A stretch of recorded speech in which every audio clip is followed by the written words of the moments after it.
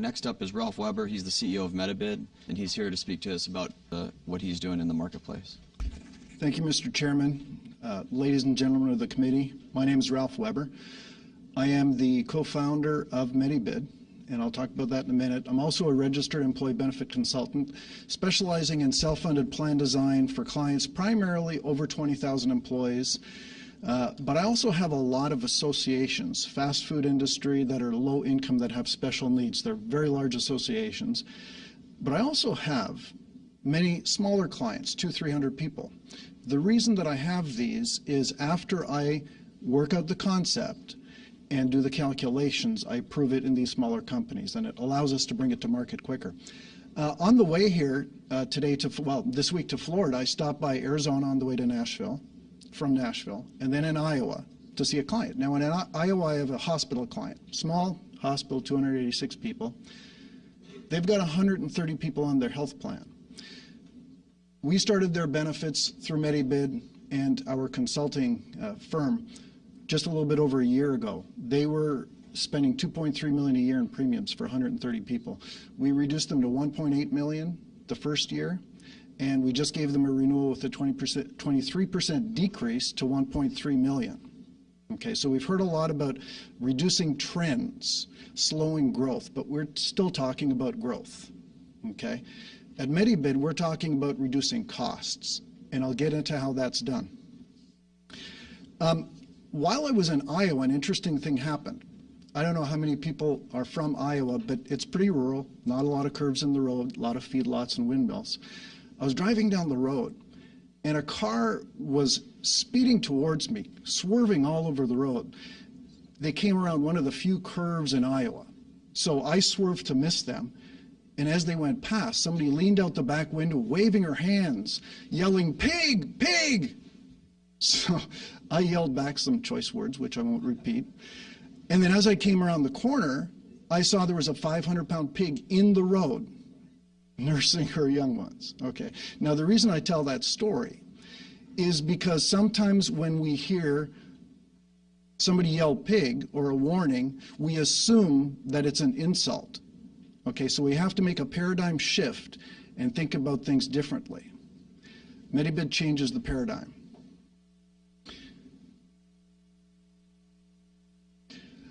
One of the things that we've developed is a defined reimbursement health plan. We heard Tony talk about defined contribution. Defined reimbursement works a little bit different. If a corporation sends an employee on a business trip and they're expected to stay on a holiday and they stay in a Ritz-Carlton, the company will likely not pay for that stay. We approach healthcare the same way. Network pricing within most major networks can have a variation of 1,000%, and I'll show you some charts on that in a minute. So what we do is we draw a fair price, okay? And if somebody goes above that price, they're entitled to do that. However, they're going to have to pay additional out-of-pocket costs to do that, okay? One of the things that when we talk about healthcare, what is healthcare? Really, I mean, what does it mean? For those of us who are old enough to have turned on a high beam with their left foot, will remember when it was medical treatment. That was the product we were buying, medical treatment. Okay? Today, healthcare is really the health insurance plan. It's the 15% that's defined as the administrative cost. That's the product we're buying. Okay? So the product is no longer medical treatment. Okay? And trying to control the cost of medical care by buying a health plan. I mean, if we bought cars the same way, we'd go out and buy a car loan, then we go to a Kia dealer, Toyota dealer, and you'd say, what am I entitled to get with this loan? Okay. Can I get, a Camry? Can I get a hybrid? Can I get a maintenance package? What am I entitled to? In other words, the financial product drives consumption. Okay.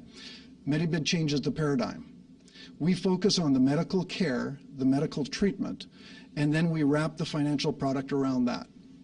Okay, it's a different way of thinking, and the results are really astounding. What is MediBid? Well, we are a marketplace for medicine. We're kind of like a private exchange for hospitals and doctors. Hospitals, doctors register with MediBid. We recruit them. They talk about their qualifications, their training, their board certifications, their skills, where they did their residency, where they did their fellowship, how many procedures they perform every year, and their quality outcomes. So when a patient goes to MediBid, whether they are an employee of a self-funded employer plan or whether they're an individual, they put down the kind of treatment that they need, whether it's a CABG, a knee replacement, THA, they make that request. Physicians from across the state, across the United States, and across the world will bid on that care, okay? We've been called the Priceline or the Travelocity of healthcare, and that's a good way to describe it. Now, when Travelocity came along and Priceline came along, that decreased the cost of air travel and hotels because it provided transparency and competition. Okay, that's what we do. Within most traditional health plans, what you have is a system that's based on price fixing or negotiated discounts. Okay, what we do is similar to most corporations and governments when they make large purchases, whether it's computer systems, furniture. When a large company makes a purchase, they usually use an RFP, and they have various providers bid on it. Even when I got my kitchen renovated, I called 3 different contractors. The first one said, I'll do it for $10,000 with linoleum and arborite. The second one said $15,000, and it's got some floor tiles and Corian countertops. And the third one wanted $20,000 for marble and granite. Okay? Everybody has their own value proposition, so they're going to make different choices. But the chairman talked about control a few times. This puts the employee in control. It puts the employee in control of their medical care. Unlike today, where the medical plan controls their medical care, and they can control which plan they pick, but once they've made the choice, that's the driver. MediBid changes that paradigm. The doctors will respond to the request, and what we'll often see is sometimes something as simple as crossing a state line for medical care will save enormous amounts of money. For example, in the state of Minnesota, a colonoscopy must be done under general anesthesia. In Wisconsin, it can be done under sedative. Obviously, a huge variance in price just by going from Minneapolis to Milwaukee. Huge savings. We have overseas providers, and the overseas providers are very competitive, and they make the American providers more competitive. As a matter of fact, the American providers are very competitive, but this gives us a global marketplace. We save on average 50% over insurance discounted prices. A lot of our clients have reduced their healthcare costs by 38% by the second year. So we have some pretty good results. I wanted to talk just a little bit about the drivers of healthcare costs, just briefly. We design, you know, the typical plan, of course, there's a whole lot of opacity. There's not a lot of transparency. And even when there is transparency, you can't monetize transparency unless you have incentives, unless you have competition. Okay? So, as I said earlier, we tender out each position, each procedure in a competitive marketplace throughout the exchange. Some of the cost drivers include poor plan design, lack of incentives, lack of transparency, true competition, that's a big one. And that's where MediBid changes the paradigm. Provider network inefficiencies, health of the employees, administration, and complexity. All of these drive costs. Plan design, we have proprietary plan design elements that are created to not only reduce the costs, improve the outcome, and improve the health of the employees. We eliminate the stress of the cliff deductible, which most health plans have today. Skip over this one here. Incentives too. If an employer wants to get people to use more cost-effective care, they have to provide an incentive. Now, we talked a little bit about consumer-driven health care. It does a pretty good job. We can create these incentives even without consumer-driven health care. We can do it with or without, so it's not an essential element. We'll do things like a reverse copay. When they go for more cost-effective care, instead of having them pay a copay or deductible, will either waive it or in some cases return it. In some cases, the employers will pay for the travel for the employee and their spouse when the savings are significant enough and when travel is needed. Oftentimes it's not. Transparency, of course, we have a variation of 1,000%. City of Nashville, within a major insurance network, the price of a colonoscopy ranges from $900 to $3,600. When I show you on the slide, I'll show you where that difference is. In San Francisco, sometimes it's 10 to 1. So here's the slide about Nashville. Okay. Now, if you look at the blue line, that's the facility charges. The green line is the actual physician. Okay. So the one at the very top, which is $3,600, is just a more expensive room. Okay. Could be the same surgeon. Okay. So when you pay more in medical care, you don't necessarily get more. That's important. Also, hospitals often bill by 15-minute increments, whereas doctors get paid by CPT codes. So when an inexperienced surgeon takes an hour and a half to do the same procedure that an experienced surgeon does in 30 minutes, the cost can be higher, but the quality isn't higher. Okay? People have been sort of led to believe that higher cost means higher quality. Not always the case. There's the San Francisco, we can see the colonoscopy 10 to 1 ratio within the same network. Competition. Now here's the big one. Here's where MediBid changes the paradigm. Okay? Current system is based on price fixing of 14,000 CPT codes, pre-negotiated prices, pre-negotiated discounts. Okay?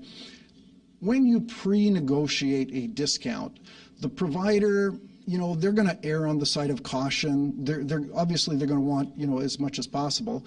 The third-party payer system, since it's the financial product, it incentivizes both the patient and the provider to the patient to get as much as they can in benefit, the provider to get as much as they can in pay. That's the incentive inherent in third-party payer systems. Okay.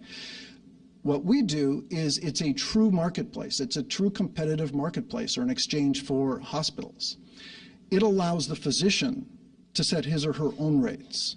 Okay, it allows for specialization.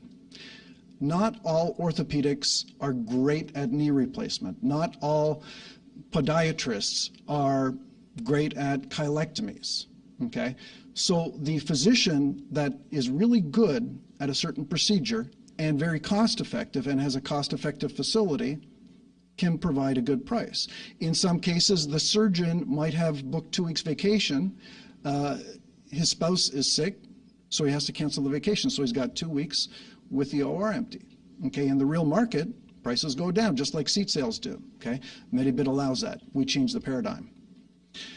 The physicians and hospitals compete on price and quality. Okay, because when the patient goes there, they see the quality of the provider. They see the education, training, experience. They see the outcomes, and they can make an informed decision. We have one patient who chose a total hip replacement. He lives in Eugene, Oregon. He got a bid from India for $7,000. He got one from Glendale, California for $14,450. He got a couple from Houston for $15,000, $17,000. He got one from San Antonio for $21,000. It was the most expensive bid. Still a whole lot cheaper than the insurance price. Insurance price would have been $45,000 to $60,000. He chose the most expensive surgeon because this surgeon, in his bid, said, look, I'm not going to be the cheapest, but I do things a little bit different. I use a minimally invasive procedure, so the recovery time is very quick. This patient owned a construction company. He had to be back at work. He was back at work in 2 weeks, climbing ladders.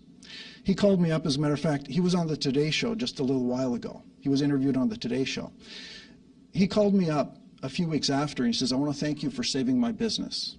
I got back in 2 weeks. I didn't have to sit there for 6 months recovering. I got right back to work.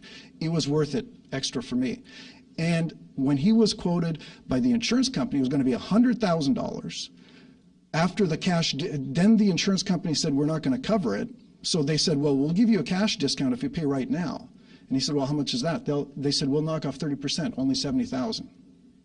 Okay, so $70,000 was his cash price. He got it through MediBid for $21,000. MediBid changes the paradigm. Network inefficiencies, we've seen some of these variances. And with no transparency, or with a cliff deductible where the employee says, hey, you know, I'm all in, my deductible's satisfied, it really doesn't matter to me, there are no incentives to use a more cost-effective provider. That's why we've designed the defined reimbursement health plan. Okay? Health insurance companies want you to believe they've negotiated a 40 or 60% discount, you know, but of course they've gotten the facilities to bill at a much higher rate to start with. So it's kind of smoke and mirrors. The fact is that all of these middlemen that add all of this administrative burden, billing, receivables, pricing, repricing, downcoding, discounting, all of that stuff requires a lot of effort. So a PPO network in itself is extremely inefficient. Health of employees, of course, is going to be a driver. There are people that say, well, you know, nothing can be done. It's luck of the draw. I disagree with that. We will design plans that actually improve the health of the employee by not subjecting them to a cliff deductible. Okay, because that often results in a later diagnosis because they're afraid of this huge, I mean, you know, they get sick in November and they say, you know what, I haven't satisfied my deductible yet. I'm going to wait until January. They wait until January, they've gotten worse. Okay, so we incent early diagnosis, which is less expensive. Here's just a slide about the growth of administrators. Okay, since the early 90s, look at where it goes uphill. Okay, in a town, in just any given rural town in USA, in 1970, if there were 25 doctors, there would be 75 people doing administration. In 2009, that town would have grown from 25 doctors to about 75 and 2,000 administrators. Okay, it's shocking the number of medical administrators that have been added, and that's what we're paying for. And that's because the product is no longer medical treatment, it's health care. Okay, and that costs a lot of money. There's a whole lot of people that need to be paid in that model. Very, very inefficient. We've talked about the Cadillac tax.